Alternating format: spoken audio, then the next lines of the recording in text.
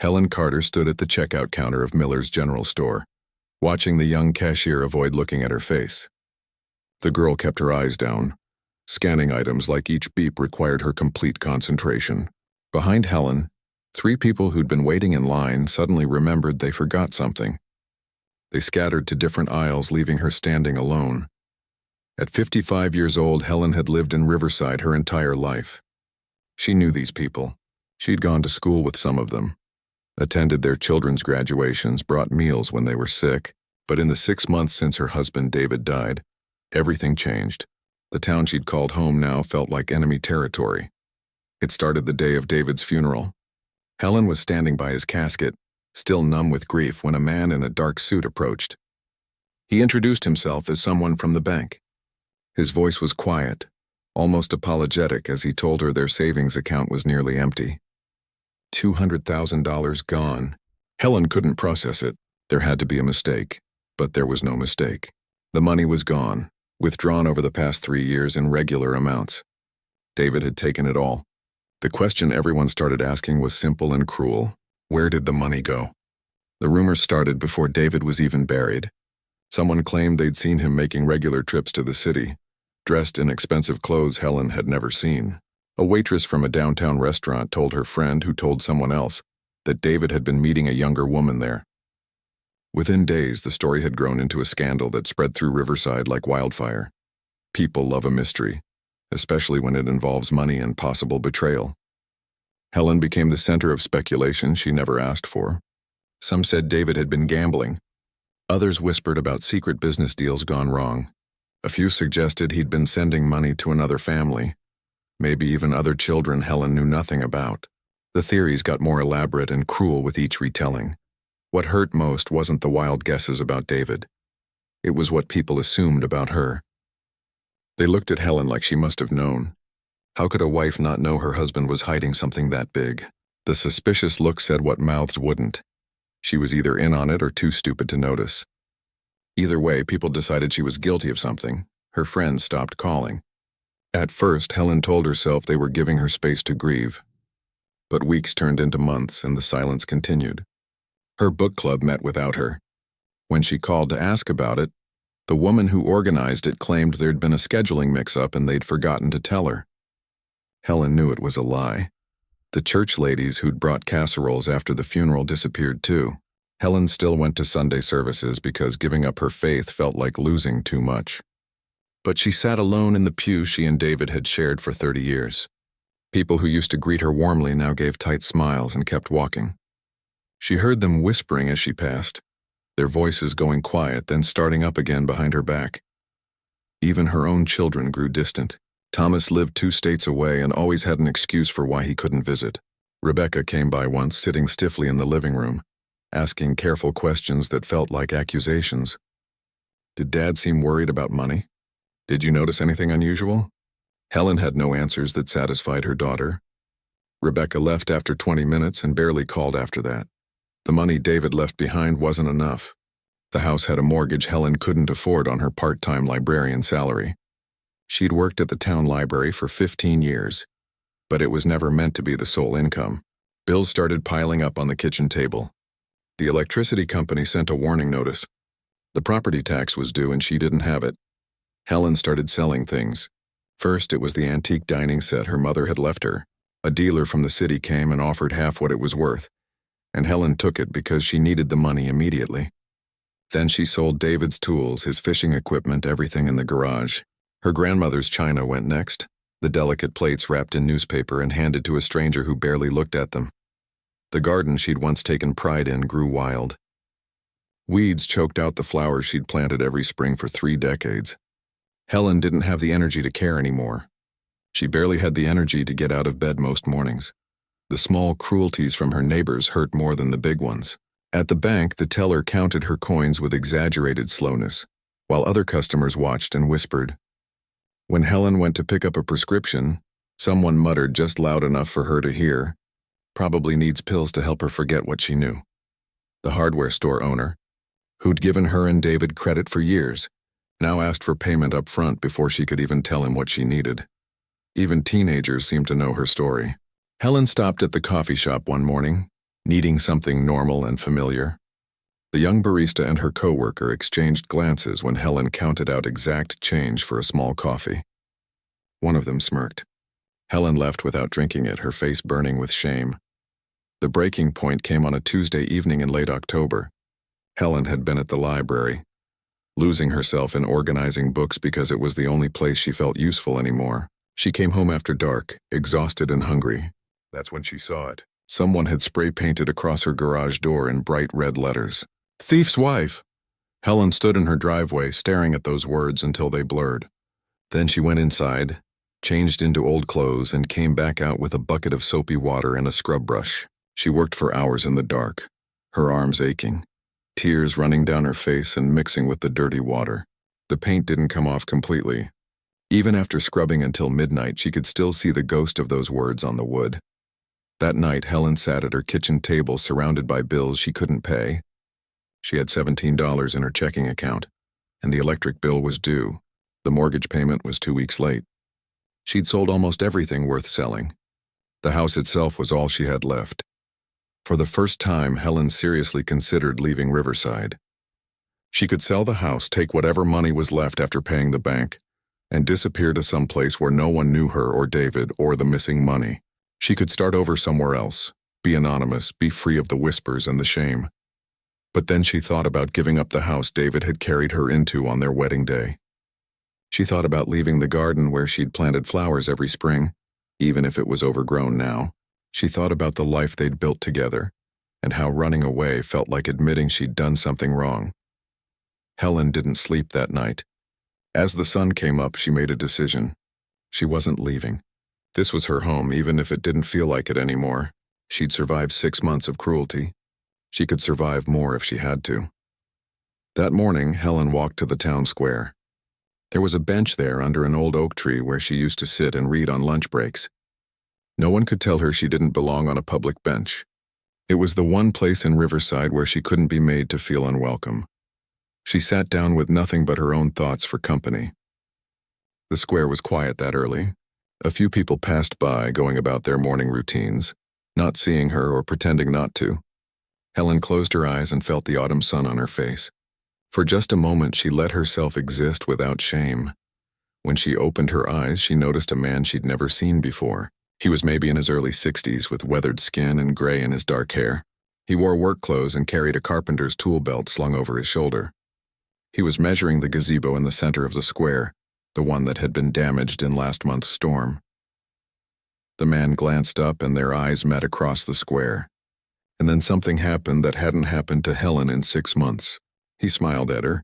Not a pitying smile or a suspicious one. Just a genuine friendly smile, like she was a regular person worth acknowledging. Helen felt something crack inside her chest. She hadn't realized how much she'd missed being seen as human until this stranger looked at her like she was one. The stranger walked toward Helen's bench with an easy confidence that came from someone comfortable in his own skin. He gestured to the empty space beside her and asked if she minded him sitting down for his break. His voice was deep and calm, with a gentleness that surprised her. His name was Jack Morrison.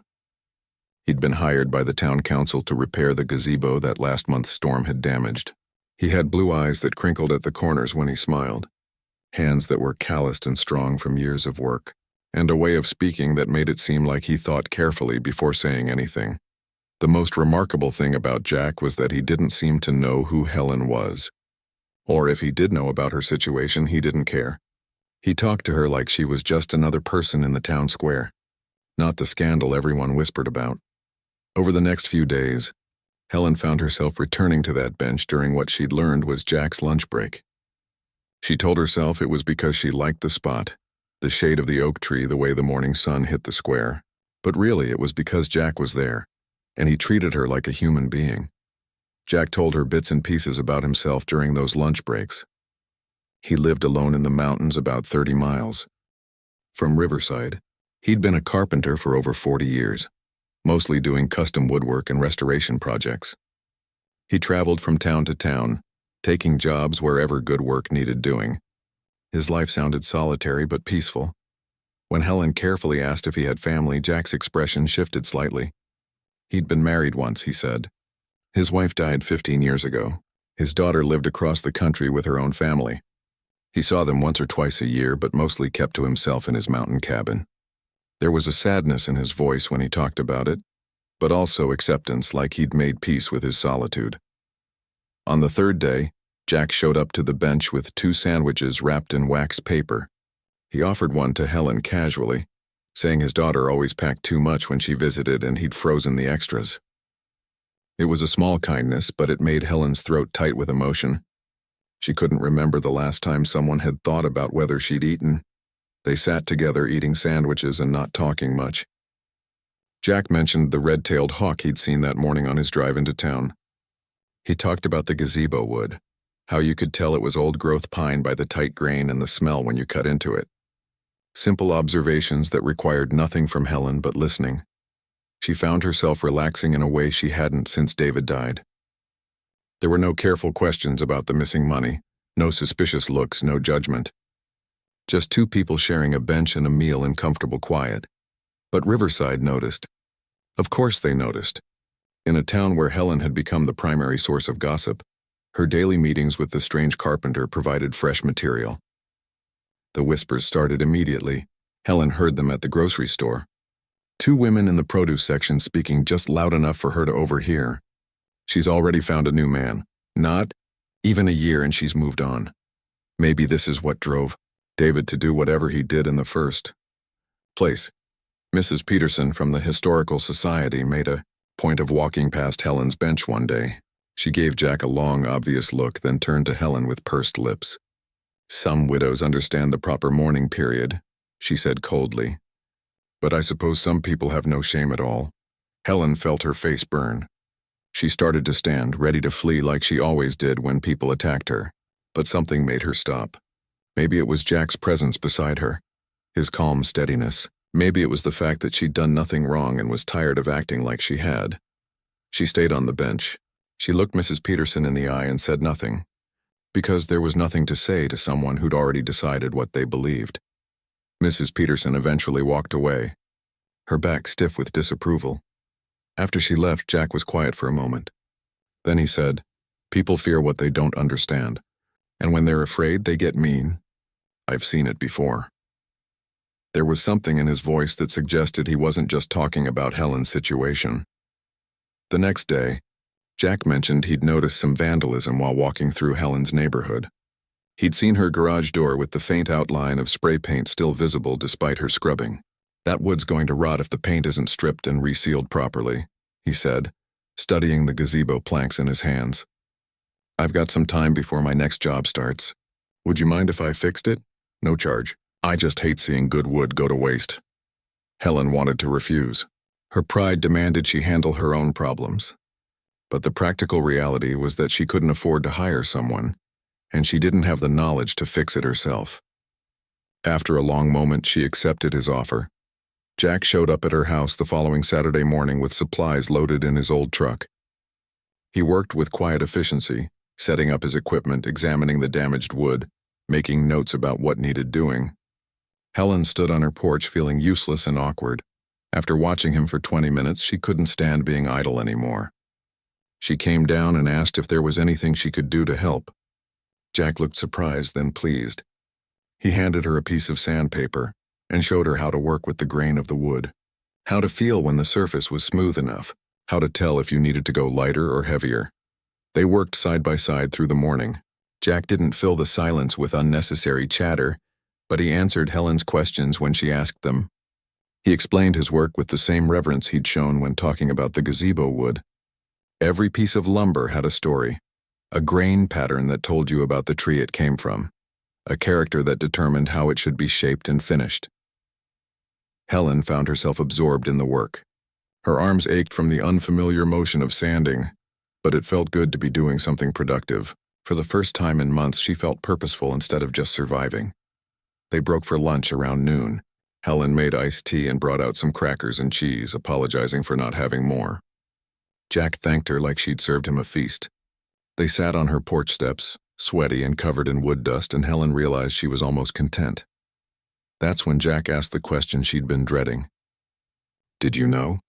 He said it quietly, not looking at her, giving her space to not answer if she didn't want to. But somehow Helen knew exactly what he meant. "No," she said, her voice barely above a whisper. "I didn't know about the money. I don't know where it went or what David did with it. I just know that everyone's decided I'm guilty without anyone asking me directly." Jack nodded slowly. He took a sip of his tea and watched a bird hop across the lawn. "That's what I thought," he finally said. "You don't have the eyes of someone keeping secrets. You have the eyes of someone who got blindsided by life and is still trying to figure out which way is up." Something about his words, the gentle accuracy of them, made Helen's eyes burn with tears. She blinked them back. She'd cried enough, but it meant something that this near stranger saw her clearly when people who'd known her for decades had decided she was a liar. They finished the garage door as the sun started to set. Jack packed up his tools while Helen swept up the wood shavings and dust. The door looked new again, the wood properly sealed and protected. Jack had even touched up the trim with fresh paint from a can he'd brought. "Thank you," Helen said, knowing the words weren't enough but not having better ones. Jack just nodded and loaded the last of his equipment into his truck. He said he'd see her Monday at the square if she was there. Helen said she would be. That night, Helen slept better than she had in months. The house felt a little less empty, a little less like a prison. She had someone who believed her, even if it was just one person. That felt like something. But the next morning, everything shifted again. Helen found an envelope that had been slipped under her front door sometime during the night. There was no name on it, no return address. Inside was a single piece of paper with a message printed in plain letters. "Ask the mountain man about his own dead wife before you get too comfortable." Helen's hands started shaking. She read the words 3 times, her stomach sinking with each pass. What did it mean? Had she been foolish to trust a stranger just because he was kind to her? David had kept secrets. Maybe Jack was keeping secrets too. She thought about the way Jack had mentioned his wife so briefly, the sadness in his voice. Was it grief or was it guilt? Helen had been wrong about the person she'd been married to for 30 years. How could she trust her judgment about someone she'd known for a week? The note sat on her kitchen table all day like an accusation. Helen kept picking it up and putting it down, arguing with herself. Part of her wanted to throw it away and forget about it. Part of her knew she couldn't ignore it. And part of her hated that the town's suspicion had infected her thinking so deeply that she couldn't accept kindness without questioning it. By the time Monday morning came, Helen still hadn't decided what to do. She walked to the town square bench out of habit more than anything else. Jack was already there, working on the gazebo, and when he saw her, he smiled that same genuine smile. Helen sat down on the bench with the anonymous note folded in her pocket. She didn't know if she'd show it to him or not. She just knew that after months of being alone, she'd found one person who saw her as human, and now she had to decide if she could trust that, or if the town's poison had already ruined it. The anonymous note felt like it was burning a hole in Helen's pocket as she sat on the bench. Jack was measuring a replacement board for the gazebo, his movements careful and practiced. He looked up and waved, completely unaware of the suspicion now planted in Helen's mind. She wanted to believe in his kindness. But she'd been blindsided before. She'd lived with David for 30 years and never suspected he was hiding something huge. What did that say about her ability to judge people? Maybe the town was right. Maybe she was too trusting, too naive, too willing to see what she wanted to see instead of what was really there. Helen spent the morning wrestling with herself. By lunchtime, when Jack walked over with his usual easy manner, she'd worked herself into a knot of anxiety. She must have shown it on her face because Jack's expression shifted from friendly to concerned. "Something wrong?" he asked, settling onto the bench with his sandwich. Helen pulled the note from her pocket. Her hand trembled slightly as she held it out to him. She couldn't meet his eyes, afraid of what she might see there. Guilt, maybe, or anger at being discovered. Jack took the note and read it slowly. Then he went very still, the kind of still that comes right before something breaks. When he finally spoke, his voice was quiet and heavy. "So you know." Helen forced herself to look at him. His face had gone pale under his weathered tan. He wasn't looking at her. He was staring at the note like it contained words he'd hoped never to see again. "I wondered when someone would dig that up," he said. He folded the note carefully and handed it back to her. Then he set down his sandwich and stood up. "I should go." "Wait," Helen said, surprising herself. I need to understand. Jack stood there for a long moment, his back to her, his shoulders tense. Then he turned around and sat back down, but not close. He left space between them, like he was giving her room to run if she needed to. My wife's name was Catherine, he began, his voice rough. She died 15 years ago. Fell down the rocky slope behind our house during a storm. By the time I found her, she was already gone. He paused, his hands gripping his knees. The police investigated. Our neighbors told them they'd heard us arguing. People got suspicious, started wondering if maybe it wasn't an accident.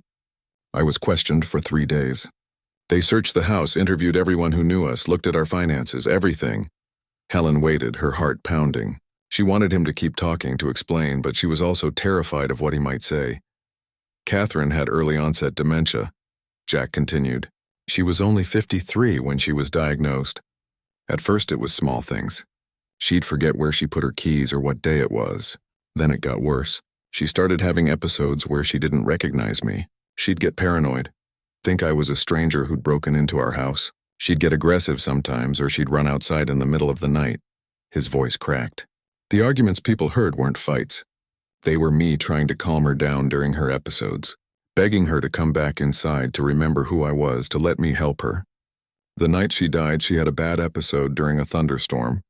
She ran out the back door before I could stop her. The ground was muddy and she fell. The slope behind our house is steep and rocky. I searched for her for 2 hours in the storm before I found her at the bottom. Helen felt tears on her own cheeks. She hadn't realized she was crying. They cleared me eventually, Jack said. Medical records backed up everything I said. But the damage was done. Our neighbors, people we'd known for 20 years, looked at me like I was a murderer. I could see it in their eyes every time I went to the store or walked past their houses. The whispers, the suspicion. It didn't matter that I was innocent. People had decided what they believed. He finally looked at Helen. I sold our house and built a new cabin deeper in the mountains where there were no neighbors to judge me.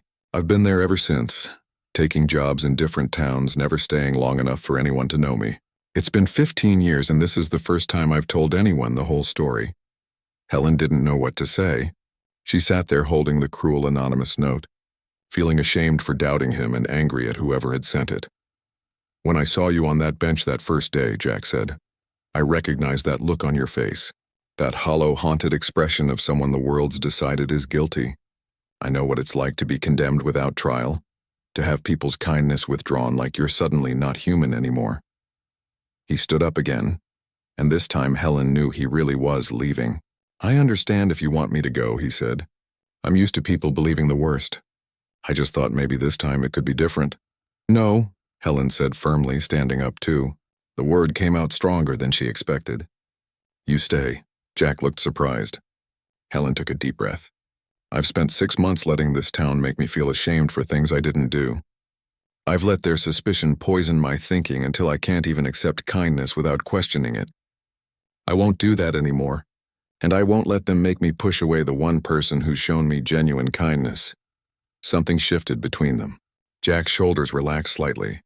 Helen felt a weight lift that she hadn't fully realized she was carrying.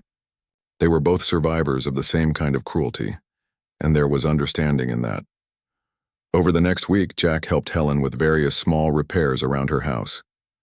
A loose step on the porch, a window that wouldn't open properly, the fence gate that had been hanging crooked for months. They worked together in comfortable companionship, talking sometimes, working in silence other times. It was while fixing a loose floorboard in David's home office that they found something unexpected. Jack was testing the boards near David's old desk when one of them moved more than it should. He looked at Helen with a question in his eyes. She nodded. Jack carefully pried up the board. Underneath was a small hollow space, clearly deliberate. Inside was a worn leather journal and a stack of bank receipts held together with a rubber band. Helen's hands shook as she reached for the journal. This was it. This was the answer to where the money had gone, what David had been hiding. She almost didn't want to know. But not knowing had destroyed her life for 6 months. She had to look. She opened the journal to the first page. David's handwriting, familiar and somehow painful to see. The entries were dated going back 3 years. Helen started reading while Jack gave her space, moving to the other side of the room to examine the window. The first entry hit her like a punch to the stomach. Robert came to me today desperate. His business is failing. The bank is threatening foreclosure on his house. Insurance won't cover all of Lily's surgery. He's my baby brother. What else can I do? Helen kept reading page after page. David had been giving money to his brother Robert, thousands of dollars at a time, withdrawn regularly over 3 years. Robert had promised to pay it back when his business recovered, but the recovery kept not happening. The amounts kept getting bigger. Robert made me promise not to tell Helen, one entry read. He's too proud. Can't stand the idea of accepting charity from his older brother. He says he'll pay it all back with interest once the business turns around. I believe him. But more than that, he's family. This is what family does. There were entries about trips to the city. David meeting with lawyers trying to help Robert restructure his business debt. David looking into programs that might help with Lily's medical bills. All of it done secretly because Robert's pride wouldn't let him accept help openly. The later entries showed David's growing worry. The money was almost gone. Robert's business still wasn't recovering. But David never seemed angry, just concerned. It's just money, he'd written 6 months before he died. Robert's my brother. His daughter needs surgery. What else could I possibly do? Helen will understand when I tell her. I just need to wait until Robert's back on his feet so he doesn't feel ashamed. But David had died suddenly of a heart attack before he could tell anyone, and Robert's pride had kept him silent while Helen's reputation was destroyed. Helen sat on the floor of David's office, the journal open in her lap, crying for the first time since the funeral. But these weren't tears of grief or betrayal. They were tears of relief and regret. Relief that David hadn't betrayed her. Regret that she'd almost believed he had. Jack came back over quietly and sat on the floor near her, not saying anything. Just being there. Helen wiped her eyes and looked at him. He was protecting his brother, she said, her voice hoarse. Giving him money to save his family. And his brother let me take the blame rather than admit he needed help. She felt anger building underneath the relief. David had been a good man trying to help family, and that goodness had been twisted into something ugly by gossip and assumption. Her reputation had been destroyed protecting someone else's pride. What are you going to do? Jack asked gently. Helen stood up, still holding the journal. She looked at the receipts, the careful records David had kept. She thought about 6 months of cruelty, of isolation, of shame for something she hadn't done. She thought about the people who'd turned their backs on her without asking a single question. I'm going to make this right, she said. Her voice was steady now, clear. I'm going to tell everyone the truth, and they're going to know exactly what they did to me. Jack nodded. Do you want help? Helen looked at this man who'd been through his own version of her nightmare, who understood what it meant to be judged and found guilty by a community without trial, who'd helped her even when he knew it might bring his own painful history back to light. Yes, she said, I want help. But first I need to find Robert and hear him admit what he let happen to me. The next morning, Helen drove to the city with the journal and receipts on her passenger seat. She had Robert's address from the business cards David had kept. It was time for the truth to come out, no matter how uncomfortable it made anyone. The people of Riverside had judged her without knowing the facts. Now they were going to learn exactly how wrong they'd been. Robert's house was in a modest neighborhood about 40 minutes outside of Riverside. Helen sat in her car for several minutes after parking, trying to calm the anger rising in her chest. This man was David's brother. She'd known him for 3 decades, and he'd stayed silent while she was destroyed. She walked to the front door and knocked harder than she intended. It took a long moment before the door opened. Robert stood there looking like he'd aged 10 years in the 6 months since she'd seen him. His face was gray and drawn, his eyes hollow. Before Helen could say anything, Robert's face crumpled. I know, he said, his voice breaking. I know about the rumors. I know what they're saying about you. Helen held up the journal. Then why didn't you say anything? Robert staggered backward like she'd hit him. He covered his face with his hands. My pride, he choked out. My shame. I couldn't admit I'd needed so much help, that I'd taken so much from David, that my failures had cost my brother's wife everything. He gestured for her to come inside. The house was clean but spare, with the look of a place where money was tight. Robert sat heavily on a worn couch. I've been paying him back, he said quietly. Small amounts, whatever I could manage. The business is finally recovering, but it's slow. I thought I had time to make it right before anyone found out. Then David died and the rumors started, and I was too much of a coward to speak up. Helen sat across from him, her anger warring with her need to understand. You let them destroy me, she said. You let them call me a liar and a thief's wife. You let them paint graffiti on my garage. You let me lose everything while you protected your pride. I know, Robert said, tears running down his face. I know there's nothing I can say that makes it better. I've been sick with guilt every single day, but I kept telling myself that speaking up would just make it worse, that people would think you put me up to lying for you. I convinced myself that staying quiet was somehow better. Helen wanted to scream at him. She wanted to make him feel even a fraction of what she'd felt these past months. But looking at his broken expression, she realized he already did feel it. His guilt had been eating him alive. Where did the money go? She asked. David's journal says it was for Lily's surgery and the business. Robert explained everything. His daughter Lily had been diagnosed with a condition that required extensive surgery and therapy. His insurance covered some, but not enough. The business had been struggling for years, debts piling up, and he'd taken out loans he couldn't repay. He'd come to David as a last resort, desperate and ashamed. David never hesitated, Robert said. He just asked how much I needed and said he'd figure it out. He made me promise not to tell you because he knew I was already humiliated. He said you'd understand later, that he'd explain everything when I was back on my feet. Helen felt tears on her own face now. That sounded exactly like David.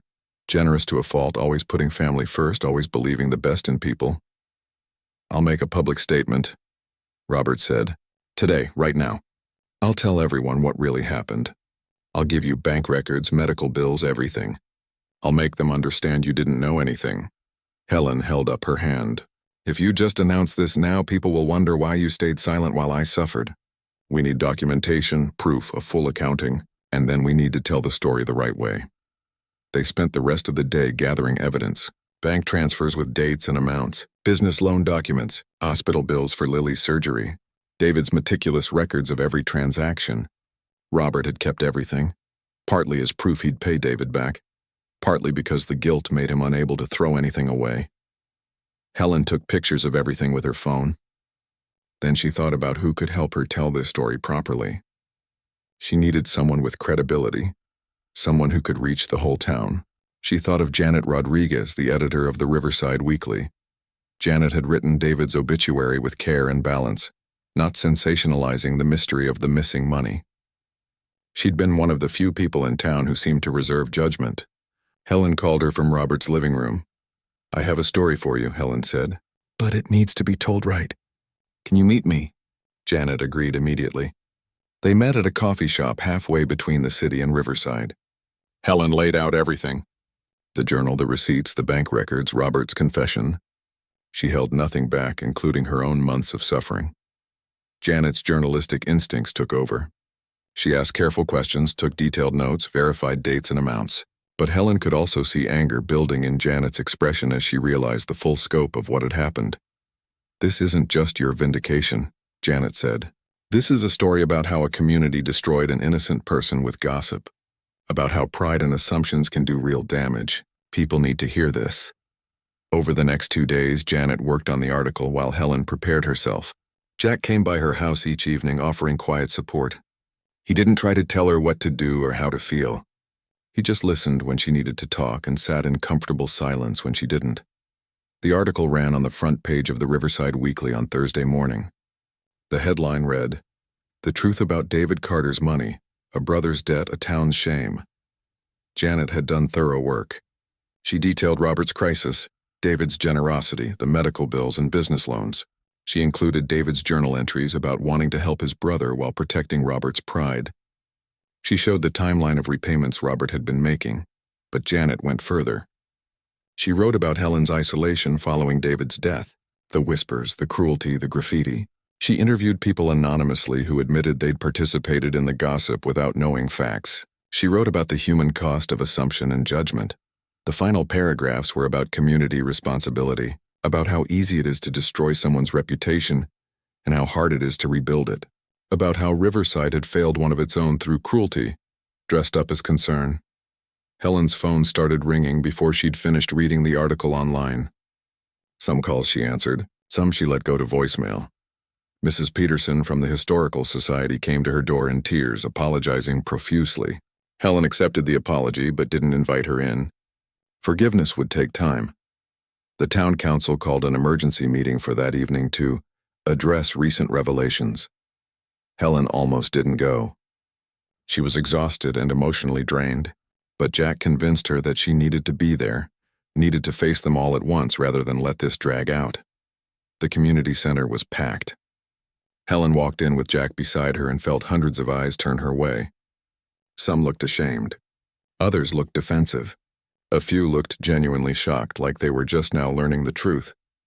The council president asked Helen if she wanted to speak. She hadn't prepared anything. She'd assumed they'd just want to make official statements and move on. But standing there looking at all these people who'd known her entire life, she realized she had things that needed saying. Helen walked to the microphone with shaking hands. She stood there for a moment, gathering her thoughts. Then she began. "David gave away our savings to save his brother's family," she said, her voice steady despite her nerves. "He did it secretly because Robert was too proud to accept help openly. David knew I would have wanted to help too if he'd told me. But he was protecting his brother's dignity, even if it cost him his reputation later." She paused, looking around the room. "What I learned is that my husband was a better man than I even knew. He was generous and kind to the very end. What you all should learn is that you destroyed a widow's life without asking a single question, without showing one moment of grace or benefit of doubt." The room was completely silent now. Helen continued. "I sat on a bench in the town square because it was the only place in Riverside where I couldn't be made to feel unwelcome. I sold my furniture to pay bills while you whispered about what I must have known. Someone spray-painted thief's wife on my garage and I scrubbed it off alone in the dark while you all slept peacefully in your homes." Her voice grew stronger. "I'm not asking for your pity now. I'm asking you to remember this moment the next time you hear a rumor about someone, the next time you're tempted to judge without facts, the next time you see someone struggling and choose to whisper instead of help." She stepped back from the microphone. The room erupted in applause, though Helen noticed not everyone was clapping. She didn't care. She'd said what needed saying. Afterward, there was a line of people waiting to apologize. Some were sincere, their remorse genuine and painful. They admitted they'd failed her and promised to do better. Helen accepted these apologies with varying degrees of warmth, knowing forgiveness would come slowly. Others felt performative, more concerned with easing their own guilt than acknowledging the harm they'd caused. They said things like, "I never really believed it," or "I was just repeating what I heard." Helen was polite but distant with these people. She knew who had truly been cruel and who had just been weak. A significant number of people said nothing at all. They simply left the meeting without acknowledging Helen. These people bothered her most. They weren't defending their behavior, but they weren't admitting fault either. They were pretending the whole thing had never happened, and somehow that felt worse than the original cruelty. As the crowd thinned, Helen found Jack waiting by his truck in the parking lot. "You were incredible," he said simply. Helen felt exhausted but lighter than she'd been in months. The truth was out. Her reputation was beginning to repair. It wasn't perfect closure. Not everyone apologized and not everyone would. But it was enough. "Thank you," she said to Jack, "for believing in me before you had proof, for treating me like a person when no one else would." Jack smiled that gentle smile she'd come to rely on. "I didn't need proof. I just needed to know your character." That was obvious from the start. They stood in the parking lot as the last cars left, neither quite ready to go home yet. Helen realized something had fundamentally changed. Not just in how the town saw her, but in how she saw herself. She wasn't a victim anymore. She was a survivor. And that made all the difference. In the weeks following the community meeting, Helen's life began to shift in ways she hadn't expected. The book club asked her to return. The church ladies tentatively invited her to their weekly coffee gathering. Neighbors who'd crossed the street to avoid her now waved from their yards. But Helen discovered something surprising. She didn't particularly want things to go back to how they were. The past 6 months had shown her who people really were when tested, and that knowledge changed everything. She couldn't simply forget and pretend they were all friends again. Some people earned their way back into her life. Mrs. Peterson's remorse was genuine and ongoing. She didn't just apologize once and consider it done. She showed up, made real efforts to repair the damage, volunteered to help with projects at the library where Helen worked. She acknowledged what she'd done without making excuses. Helen found herself gradually warming to her again, though their friendship would never be quite the same. Others offered quick apologies and then expected immediate forgiveness and friendship. They seemed to think saying "I'm sorry" was enough to erase months of cruelty. Helen was polite but distant with these people. She'd learned that forgiveness didn't mean forgetting, and reconciliation had to be earned through actions, not just words. Some people never apologized at all. They simply started acting friendly again, as if the past 6 months had never happened. They smiled at the grocery store and made small talk like nothing had changed. Helen found this group the hardest to deal with. Their refusal to acknowledge what they'd done felt almost worse than the original treatment. David's brother Robert became a regular presence in Helen's life. His business had finally stabilized and he insisted on repaying every cent David had given him. Helen initially resisted, saying David had given the money as family helping family, not as a loan. But Robert was adamant. "I need to do this," he said, "not just for the money, but because I need to make things right in the only way I can." They worked out a payment plan that wouldn't strain Robert's recovering business. But more importantly, they built an actual relationship. Robert's daughter Lily, now healthy and thriving, started calling Helen Aunt Helen. Robert and his wife began visiting for Sunday dinners. David's sacrifice had ultimately brought his family together, just not in the way anyone expected. The money Robert repaid, combined with David's life insurance that Helen had been unaware existed, dramatically improved her financial situation. She paid off the mortgage on the house completely. For the first time in months, she didn't have to check her bank balance before buying groceries. But the experience of those lean months had changed her relationship with money and security. She'd learned she could survive with less than she thought. She'd learned that things didn't make her safe. The fear of losing everything had happened, and she'd survived it. That knowledge gave her a freedom she'd never had before. Jack's carpentry projects in Riverside were wrapping up as spring arrived. The gazebo was finished, along with several other repair jobs around town. He came to Helen's house one evening in late April, not with tools, but with something else in his expression that made her heart beat faster. "I've been thinking," he said as they sat on her newly repaired porch. "I built myself a fortress up in those mountains 15 years ago. I convinced myself that isolation was the same as peace, that being alone was safer than being hurt again." He paused, looking out at Helen's garden, where spring flowers were beginning to push through the soil. "But these months with you have shown me I was wrong. I wasn't at peace. I was just hiding, and hiding isn't the same as living." Helen waited, sensing he had more to say. "I'm heading back to the cabin," Jack continued, "but I'd like you to see it. No pressure, no expectations. I just want to share that part of my life with someone who understands. With you."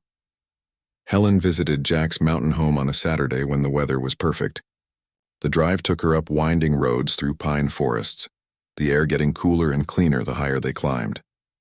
When they finally reached his property, Helen understood immediately why someone wounded by the world would choose this place. The cabin was beautiful in a simple, honest way. Jack had built it himself, every board and beam placed with obvious care and skill. It sat in a clearing surrounded by old-growth trees, with a view of distant mountains that made her chest ache with how vast and peaceful it was. But she could also see its loneliness. The cabin was designed for one person to exist in comfort but solitude. There was one chair by the fireplace, one set of dishes, one of everything. It was a place built for survival, not for living. They sat on the porch as the sun set, painting the mountains in shades of gold and purple. The silence up here was different from the silence in Riverside. It wasn't heavy with judgment or whispers. It was just quiet, the kind that let you hear yourself think. "I'm not ready for what comes next," Helen said finally, breaking the comfortable silence. 6 months ago, I lost everything I thought was my life. A month ago, I got my reputation back but realized I don't want my old life. I'm 55 years old and I don't know who I am or what I want anymore." Jack nodded slowly. "I waited 15 years to let someone in again. I can wait while you figure things out. There's no rush. We have time." Helen felt something settle in her chest at his words. No pressure, no expectations, just patience and understanding. It was exactly what she needed. She returned to Riverside with new clarity. She'd been given something rare at 55 years old, the chance to rebuild herself from scratch, to become whoever she chose to be instead of whoever she thought she should be. It was terrifying and exhilarating in equal measure. Helen returned to her job at the Riverside Library with fresh purpose. She'd been a librarian for 15 years, doing her job competently but without real passion. Now she saw possibilities. She proposed a new program to the library board called Stories We Don't Tell. The concept was simple: a monthly gathering where people could share difficult truths they usually kept hidden, financial struggles, family secrets, mental health challenges, anything people felt they had to hide because of shame or judgment. The library would provide a safe space for honest conversation without gossip or condemnation. The library board resisted at first. Mrs. Henderson, who'd been on the board for 20 years, thought it was inappropriate. "The library is for books, not therapy sessions," she said primly. But Janet from the newspaper championed the idea. "This town just destroyed an innocent woman because people talked about her instead of to her. Maybe it's time we learned a different way." The program launched small. The first Stories We Don't Tell session drew 12 people. Helen was prepared for no one to share, for people to sit in uncomfortable silence rather than be vulnerable. But she was wrong. One woman, a teacher Helen had known for years, talked about her bankruptcy. She'd been hiding it for months, putting on a cheerful face while her world crumbled. Sharing it out loud seemed to lift a weight off her shoulders. A man in his 60s discussed his son's drug addiction. He'd been pretending everything was fine while his family fell apart. Other parents in the room nodded in recognition and shared their own stories. A teenager talked about being bullied at school, about feeling completely alone. Several adults in the room teared up, remembering their own painful youth. As people shared their hidden struggles, something shifted in the room. The usual walls people kept up started to come down. They weren't just neighbors and acquaintances anymore. They were humans with real problems, real pain, real needs for connection and understanding. The program grew. By the third session, they had to move to a larger room. People started opening up about things they'd never said out loud. Mental health struggles, abusive relationships, addiction, grief. All the things that usually stayed hidden behind polite conversations and fake smiles. Riverside's culture didn't transform overnight. The gossip network still existed, spreading rumors and speculation, but now it competed with something else. A growing network of genuine support and vulnerability. People who'd shared their stories at the library sessions looked out for each other, checked in, offered real help instead of judgment. At the library's annual fundraiser in June, Robert asked to speak. He stood in front of the gathered crowd and told the full story of his crisis, David's help, and his own cowardice in staying silent while Helen suffered. "My pride almost destroyed a good woman," he said, his voice shaking. "I let shame keep me quiet while she paid the price for my failures. Never let pride keep you from speaking truth. Never let fear keep you from doing what's right." His words resonated. Several people approached Helen afterward to apologize again, but more meaningfully this time. They didn't just say sorry for believing rumors. They apologized for the culture of judgment they'd participated in, for choosing gossip over grace. Jack started taking more carpentry jobs in Riverside. He wasn't moving to town, but he was present more often. He taught woodworking classes at the community center on Saturday mornings. He repaired homes for elderly residents who couldn't afford full prices. He started joining Helen for the occasional community event.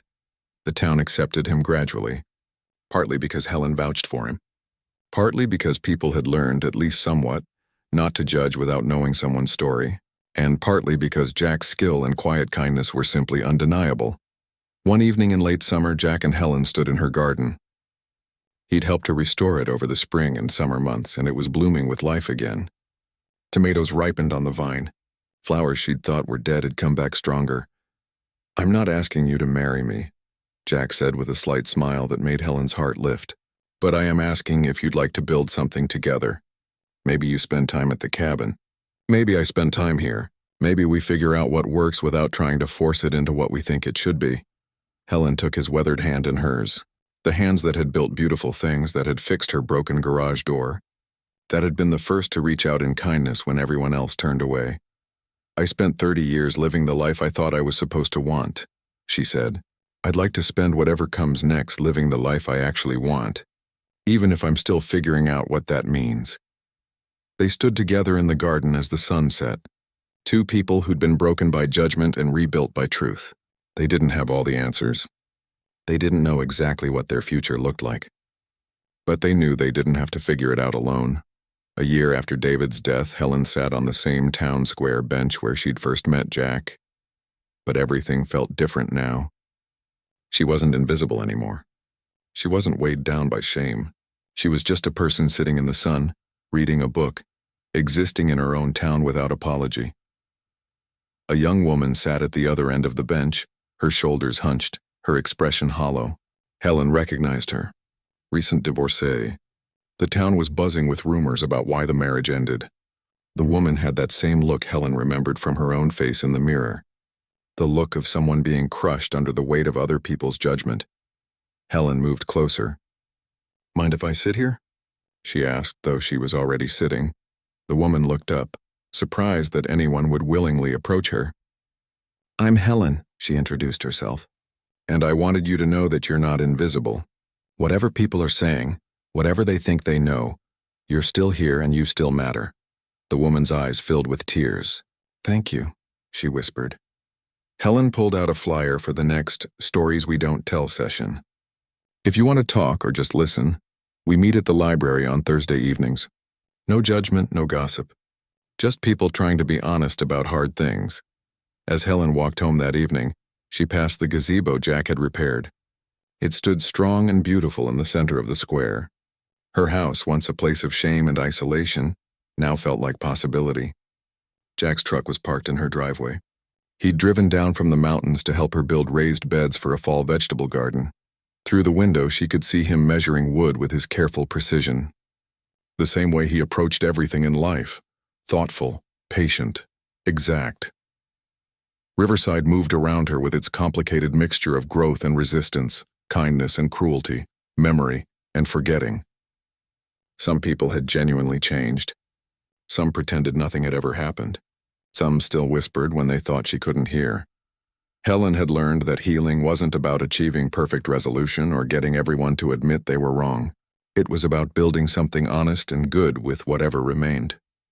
It was about choosing who to let in and who to keep at a distance. It was about knowing your own worth regardless of what others believed. She opened her front door and stepped into the life she was actively choosing. Not the life she thought she should want. Not the life others expected of her. Just the life that felt true and genuine in hers. Jack looked up from his measuring and smiled. The same smile that had first reached across a town square when she'd felt most alone. The smile that said she was seen, she was valued, she was enough. Helen smiled back and joined him in the garden, ready to build something new.